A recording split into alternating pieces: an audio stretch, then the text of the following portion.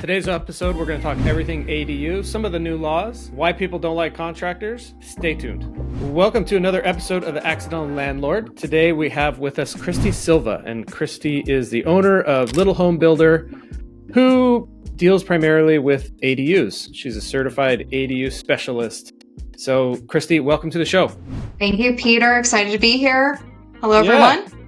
Yeah, us too. So, ADUs. Obviously, this is a popular, I don't know what you want to call it, like subclass of housing, I guess. I don't know what the technical term is, but I think at this point, everybody knows what an ADU is. And in our market, they keep getting, I don't want to say better and better, but they keep passing laws that make it easier and easier. And that's kind of the gist of what we want to talk about. So new year, I know I don't know about a bunch, but a handful of laws passed that affect our potential listeners. And so I wanted to kind of get into that. But before we do that, why don't you take a minute and introduce yourself, tell us a little bit about you, and share with the listeners, a little bit about you. Got it. Thank you. Christy Silva, owner and founder of Little Home Builder, as you mentioned, and we specialize in ADUs. And ADUs mean a lot of things. So attached, detached, internal, now junior ADUs is a concept recognized in California. So those are kind of the internal build to the existing primary dwelling, where you're maybe finishing an attic or a basement or another bedroom and creating kind of a private living quarters within that existing house. So excited to be here. We've got some nice plans that are pretty standard to fit a lot of lots and zoning requirements. And so that's where we try to specialize to make it easy and streamlined. A lot of cities are doing the same and have pre-approved plans for ADUs. So that's just one of the flexibilities that has improved. How did you guys get into ADUs? I assumed you didn't do ADUs from the beginning, or what does that look like? You know, I am leaning a lot on my dad. He's been in construction for basically his entire adult life, and I bring kind of a marketing and sales background. So it's a perfect combo of being able to reach a lot of folks with an offering that we feel is high quality and affordable and just helps add to additional flexible housing options. Gotcha. So, but we weren't building ADUs 20 years ago, right? Your dad wasn't. Well, I mean, sort of. Yeah. ADUs have been around for a long time in a lot of cities and not necessarily recognized. So it was, the shed in the backyard or just a secondary living structure. So they have been around a while, went away with a lot of the zoning restrictions and now are back. But certainly you're right. My dad has focused mainly on custom homes, remodels, those types of things. And I think you see a lot of contractors have done a lot of things and have moved toward ADUs. They're compared to a big custom home, it's a little bit simpler to build a smaller structure that's, typically around 700 to 800 square feet. Let's talk a little bit, before we get into the laws, a little bit about, because in our area, there's a handful of people that are doing this. They're either like, you have some family needs, like aging parents or, disabled somebody that you want close by, but they don't want to be in the house. We've seen a lot of like family creation building ADUs. You also have real estate investors building ADUs because they recognize that they can, boost the rental income of the house they're living in by creating an ADU in the back. So let's talk a little bit about cost. I think a lot of people in their mind go, oh, ADU, it's a little mini house. It's got to be way cheaper than building a big house. Is that accurate? Or why don't you share with us a little bit about the cost side of this?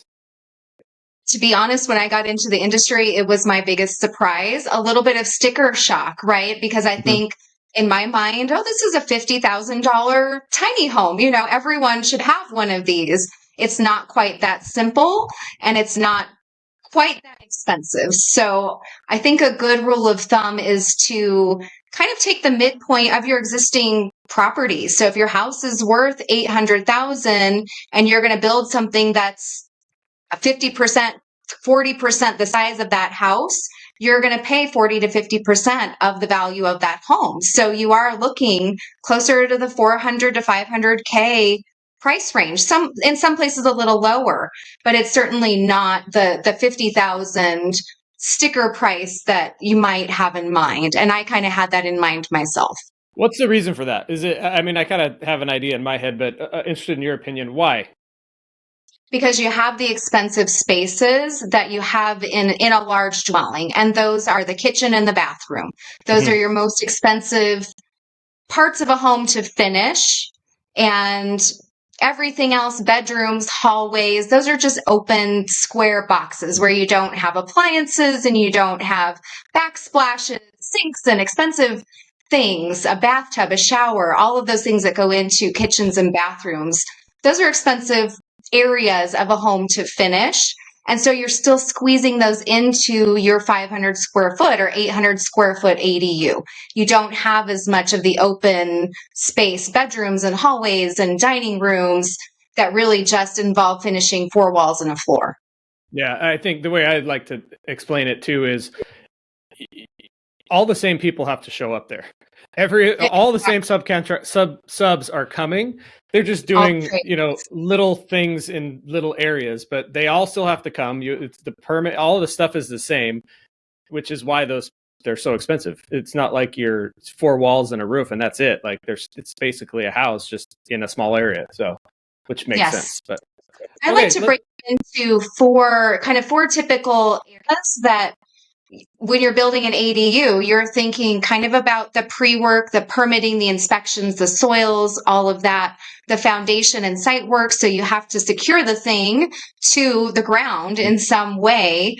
Then you've got materials and labor. And those are really your four big costs on any build. And so those all apply to an ADU. Are you guys doing from the ground up, or are you doing any like modular type stuff? I know Boxable is one that's popular and getting a lot of press, but how do you guys do it? We are stick built. So we are from the ground up, but yes, there's a lot of modular. We'd love to get into more of the prefab where we could make it more efficient. And I'm all for the modular companies that are doing that. Studio Shed is another great one. So we're stick built for now, hopefully having some modular panel options in the future. Yeah, perfect. Well, let's get into the fun, exciting stuff of new laws, which are always fun and exciting. I'm being sarcastic. They're constantly here. Let me give you my assessment of what happened in ADU world, and you being the expert, I'm interested in your take on it. So, housing shortage in California. Housing costs are out of control. There's a shortage of land in a lot of the cities. So people were the politicians trying to solve this. They come up with, okay, we're going to start allowing people to build these ADUs. We're going to try to make it easy. All the local municipalities basically started blocking this with their own red tape and laws. So then the state goes, okay, you can't do that. We're going to pass some more laws that make it harder for you to do that. And then they try again. And each year the state passes more laws about that. And that in my mind is kind of what's going on. And ultimately I think the state's going to win because they can pass, global laws in the state versus one little town can't. Is that accurate from your perspective? But I think it's good for our listeners to understand why the heck are all these new ADU laws coming out? What's the reason behind it? That type of a thing. I think you summed it up really well, Peter. California is really progressive in the movement around ADUs, and compared to some other states, it's way advanced in what is allowed and size and where and how ADUs can be added to a property. So I think the direction to make zoning more flexible, ordinances more flexible, to loosen the red tape in a lot of ways is really positive for ADU opportunities. Mm-hmm. I know a couple of years ago when they passed a round of ADU laws, it was like one of them was, the city has to approve your plans in 60 days or it's automatically approved. And they passed all these laws, but none of the cities could deliver. They just didn't have the means, and they didn't. It's all brand new. It kind of dumped in their lap. So then they pass more to try to address it even more. But I always find it comical that I guess a law does change things, but it doesn't change things right away because people have to catch up. The planning department has to figure it out. So anyway, all right. What's new? What came out just last year? Or kind of give us an update on what those laws are and what kind of impacts they're supposed to have. Additional movement, right? So ADU movement, the laws that were passed in California again, just have become a lot more progressive in terms of what's allowed, where it's allowed, the size that's allowed. So allowing up to an 800 square foot detached ADU pretty much on any property, and in some cases up to 1,200 square foot ADUs. Allowing structures like existing garages or sheds or barns to be just brought up to current building standards can be counted as an ADU. Relieving some of the parking requirements that go along with ADUs, and just trying to think of some of the other things. I know the big one that the red tape. Yeah, the big one that I think was the biggest change is the law that allows you to sell the ADU. Are you familiar with this one? I am, and that's huge. I haven't dug into it completely. I was at a conference in October, and so that was the first I started hearing, which is amazing. I mean, it's so far progressive. I'm actually surprised. What exactly? Just quick. I'm not super familiar with it either, but what's the gist of it? That you could basically kind of subdivide your property and sell your ADU as a separate home. Yeah, that to me seems so complex. Like, I don't know how they're gonna. I guess it would work. Like if you have an alley or something that is like clear separation lines, but I don't know how that works if you're accessing it from the front of the house to the backyard. Like it just seems crazy in my mind how that would work, and then how they're gonna appraise these things and how I think that's one of them that's going to take a while to catch up, but I haven't seen it happen yet. But I think it's relatively new. When did that come out? When did those come out? I think it was really the tail end of 2023. So that, I was hearing about it in October. There were people in the room that specialize in ADUs that, were just hearing of it as well. So it was that new happening at the end of last year. Haven't dug back into it just yet, but it's certainly quite the change. Yeah, for sure. What else? What else should our listeners be aware of when it comes to ADUs? I think, and you probably dive into this with, property management, kind of the unexpected roles that go along with becoming a property manager. There's wonderful upside to adding an ADU and the flexibility that it creates for the space to be used for aging relatives or homeowners wanting to age in place or downsize, or young adult children, trying to get out of the home and on their feet. So there's a lot of opportunity. And then, of course, the whole rental passive income opportunity for an ADU. But what that brings, and not necessarily outside, but just to go in with eyes wide open, is now you're a property manager. You're sharing your private space, and you may get called upon for maintenance or, things at any hours of the day, and you have to attend to those needs of your tenant, essentially. Yeah, I think that's important to consider for sure. Like building it is one thing, and then what are you going to do with it? And if you are going to rent it, that definitely is a whole nother can of worms, right? Like there's definitely a lot that goes with that. And we actually manage ADUs separate. Like sometimes the client will live in the front house, but they don't want to deal with the headache and the laws and all the stuff. They'll have us manage it, which is a delicate situation for us because it's hard sometimes to manage a property where the owner lives on site. But under the right expectations, it can be done. But especially in California, where it's very tenant friendly and not landlord friendly, that's definitely a consideration for sure. What else? I assume the ADUs have the same maintenance needs as a regular house. I mean, there's obviously the maintenance and the keep up of the property or. Exactly. I mean, keep in mind, this will probably be a newer structure compared to the primary home. So you can go into it being very efficient with construction and windows and roofing and flooring. If you know the purpose, you're going to be renting the space, right? Put those durable finishes into the unit that are just going to be easy to maintain, will handle any wear and tear for many years. And so in a lot of ways, the upkeep could be minimal compared to a little bit older primary dwelling. Mm-hmm. Yeah. Are you seeing many people build new construction where they're building the main house and an ADU at the same time? Certainly, yes. I mean, certainly there's interest when folks are looking at purchasing a property, purchasing a home. Does this allow for an ADU build? Maybe they want to go in and do some renovations to the existing home while they're adding an ADU. It just makes sense to kind of do that all at once. And anything you're dealing with in terms of getting equipment and people and trades in and out of the property, it's certainly easiest to do it all at once and attack the main property, the primary dwelling, along with the ADU. So certainly you do see that. Gotcha. Where do you see this whole landscape going with ADUs? What kind of trends? Obviously, it sounds like you were just at a conference regarding ADUs. Like, what's the industry doing? Like, what's the focus? Where's it trending? It's trending in large cities where affordable housing is tight, right? It's just housing is at a premium. There's minimal opportunities to add a lot of volume to existing neighborhoods or cities. And so you're seeing the ADU movement happen starting in California, certainly branching out into the Northwest, Texas, Arizona, Colorado.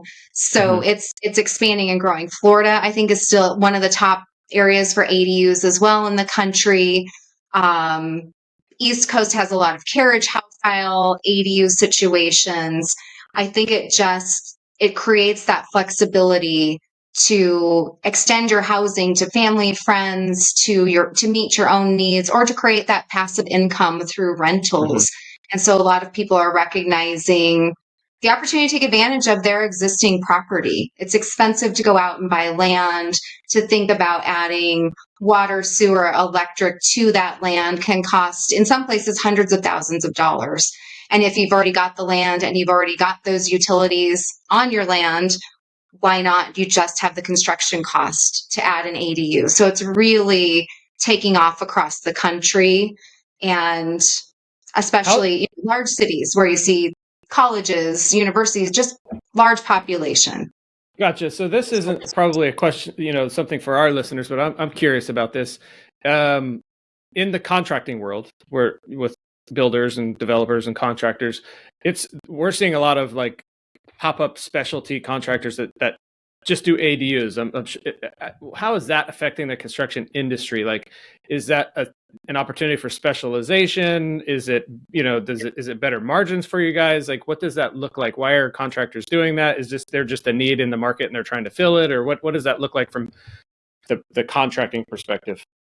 I think all of the above. I can speak to our business, and for my dad coming from construction, again, there's a lot less headache involved in a 700, 800 square foot structure and the construction, the requirements that go into that. There's a shortage in trades that's happening across the US. So I think contractors in general are, taking advantage of building where they can. And if their trades are good and great professionals of what they do, and we can keep them busy with a volume of ADUs, those are pretty small, quick projects for them. And so the complexity is less and the satisfaction is high. You get it done pretty quickly.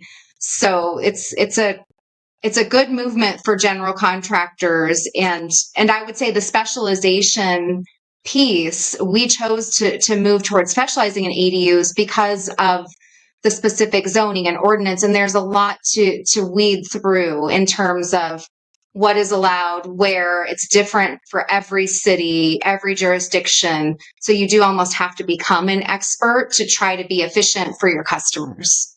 Gotcha. This is definitely not related to ADUs, but definitely relevant to our audience. And I think I am interested in your opinion on this. Contractors are tough, right? And there's a lot of unscrupulous contractors out there who take advantage of people, as I'm sure you've come across people in your career as well. Contractors aren't like most people's favorite people to deal with, right? Like most people see it as a chore, like, and then the flip side of this, especially in our area in the last 10 years, is contractors are in extremely high demand. And obviously there's some changes in the economy that everybody's looking at now, so that hopefully changes. But most people don't like contractors. They in the interest of full disclosure, we own a licensed contracting company. We don't build ADUs, but we do rental rehabs on the properties that we manage. So kind of coming at this on the same side of the table as you.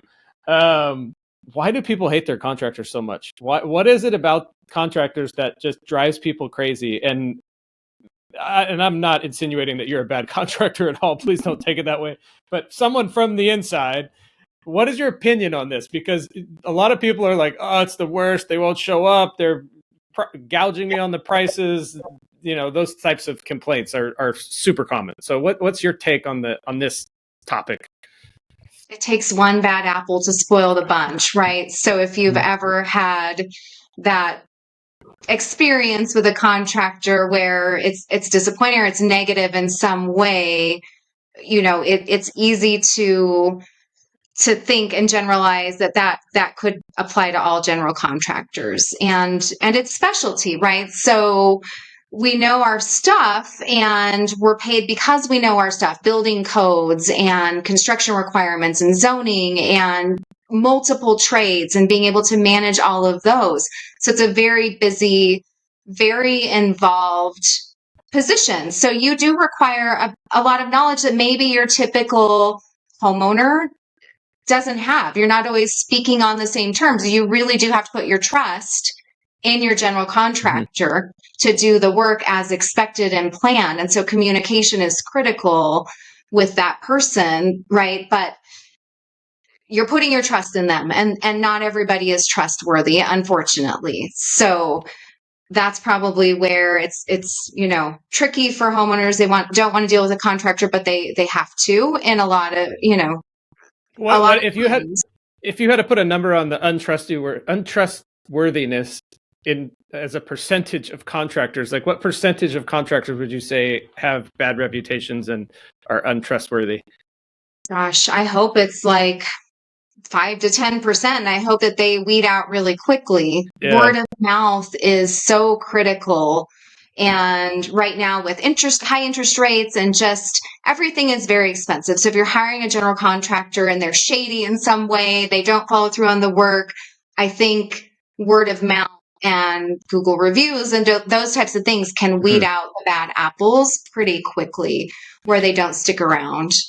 Yeah, I don't know I don't have an answer to that. I don't disagree with what you're saying. I think there definitely are some bad apples that cause problems. There's a lot of unlicensed contractors that also damage the reputation of licensed contractors. I know in our particular business of property management, there's some structural problems with it. The business model, not necessarily our company, but the whole transaction is set up is, like, in my opinion, flawed. And I think it's one of the reasons why people don't like property management companies, because they control the money. You don't have any leverage over them. There's a lot of reasons why that people don't like them. I was just curious what your opinion was, if there was some correlation to the contracting world. One of my thoughts is it's to become a contractor, you have to have experience in the trades. To get experience in the trades, you don't need a sophisticated business degree. You don't need an MBA in running a company. You need a construction experience. And then you need to go, oh, I think I do this for myself. And okay, what do I do to get a contractor's license? Okay, I'll go take this class here and go take this test. So in my mind, that's probably some of the problem. Like, the barrier to entry is really low. So you have people in the industry who maybe don't have a business background or don't understand some of the principles of running a business, probably messing up the reputations of the people who do take it seriously and do care about their customers and whatnot. But I know we got totally sideways on this one, but I always find it fascinating because people don't like dealing with contractors because it is difficult. It's a pain. A lot of people are cheap, so they go for the cheapest one, right? Which in turn almost guarantees you're going to have a bad experience, which I think is a mistake as well. Like, you shouldn't go cheap. You should do your research. You get what you pay for almost anything in life. Absolutely. Yeah, so. Absolutely. Absolutely. And it's hard to be good at all things. I mean, it really, it is a skill to be a craftsman at building a home or building a building, whatever that may be. And you might not be the best at sales or customer service. I mean, those are different skill sets from building a house. So, where a contractor might be really, really good and skilled at building that thing or that remodel, whatever it is that you're contracting them to do, maybe the customer service, the interpersonal skills isn't their strong suit, but they still can be really good at accomplishing the job at hand. Yeah. Interesting conversation. I appreciate you coming on. Anything else you want to share about your company or stuff we didn't talk about that you want to chat about? This is the time. I think we covered a lot. I'm certainly very excited for the ADU movement. For us, it's about the mission. And we love seeing our customers who come to us because they want their parents to move, to be closer to them, or people are having health issues, or they're ready to move to a smaller space. I love the mission of creating that what is family your mission? Are you guys clear on what your mission is? What is it? It's really keeping high quality, affordable ADUs accessible to as many people as possible, creating those flexible housing options for as many as possible. Well, it's definitely needed for sure. I mean, the housing issues are real. The homelessness is out of control in California. A lot of states. All the big cities. Well, thank you very much for coming on. I appreciate your perspective. And if our listeners want to keep tabs on you or see what you're up to, what's the best way for them to do that? Check out our website, littlehomebuilder.com. Find us on Facebook, same thing, Little Home Builder. Follow us there and drop me a line if you'd like. Christy at Little Home Builder, CHRISTY. Awesome. Thanks, Christy. All right. Thanks for having us. That was a good episode. When we started talking about contracting stuff at the end, that was, I thought, pretty valuable. Like, you get what you pay for. You've got to do your research. Don't hire someone who's just because they're the cheapest, because you're going to have a bad experience, or the chances of you having a bad experience are pretty high. But take a listen. ADUs are here. They're not going anywhere. In fact, if anything, they're going to infiltrate the housing stock more and more and more because the government keeps passing laws promoting them. But thanks for taking the time to listen to our episode. Please leave us a review. Share it with your friends. Thank you so much for taking the time to spend with us.